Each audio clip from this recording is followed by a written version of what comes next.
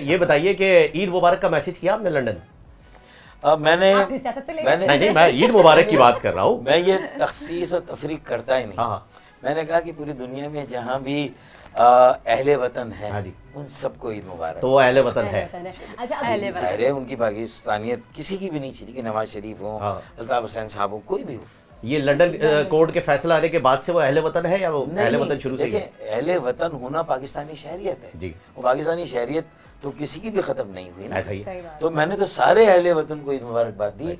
22 करोड़ हो, 23 करोड़ हो, 24 करोड़ हो, और तेजी से बढ़ रहे हैं। चंद सालों में 25-26 हो जाएंगे, हम वहीं पर खड़े होंगे। ये कोविड के बाद अगर मर्दमशुमारी करें तो 25 हो गए होंगे, क्योंकि जितना कोविड ने लॉकडाउन में आपको महदूद किया है, मेरे ख्याल में 25 करोड़ हो गए। जी फारूक भाई, ये बताइए कि लंदन से अभी कुछ लोग यहाँ पे आए हुए थे, किसने राब्ता किया आपसे?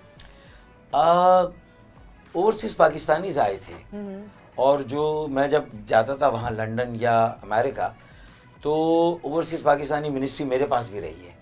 तो वो कह रहे थे कि इमरान खान की हुकूमत अगर चली भी गई तो आइंदा जो भी समंदर पार पाकिस्तानी वजीर होगा, अब हमें सिर्फ लॉलीपॉप नहीं चाहिए कि भाई वोट देने का हक तो आइन में भी है, सुप्रीम कोर्ट में भी। अगर बिल पास भी कर लिया तो कौन सी ऐसी तोप चला दी आपने? असल तो लॉजिस्टिक्स है, टेक्नोलॉजी है, ऑनलाइन होगा या सफारत खानों में या कोई जगह लेके या आउटसोर्स करेंगे पूरी इलेक्शनरिंग जो प्रोसेस है, तो वो उसके लिए मुझसे समझ कर मेरी खर्चा भी तो एक हाँ सारा खर्चा उसका बजट, तो मैंने उसकी फिजिबिलिटी बना के उसका एक खाका मेरी ओवरसीज पाकिस्तानी जो पॉलिसी थी उसके डॉक्यूमेंट में था, तो मुझे लेने आए थे और उन्होंने कहा कि हम आपके साथ रब्ता रखेंगे।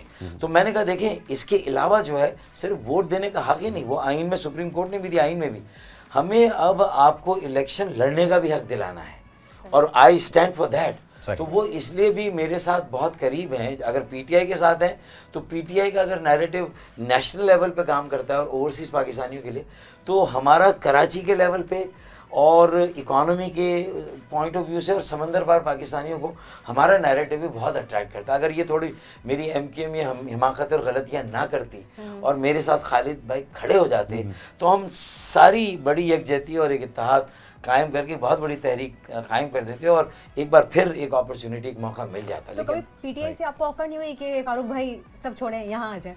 देखिए, अभी जो इत्तेफाक से मैंने अपनी एक सियासी एक मेरी वो कहते हैं ना रिफ्लेक्सेस मेरे होते हैं, तो मैंने एक प्रेस कॉन्फ्रेंस कर दी 3 अप्रैल से पहले, जब वो आर्टिकल 5 यूज़ नहीं हुआ था। अच्छा। तो मुझे तो ये कि अगले दिन वोटिंग होगी और पीटीआई की गवर्नमेंट चली जाएगी, लेकिन उन्होंने स्ट्रेच करके आगे बढ़ा दी।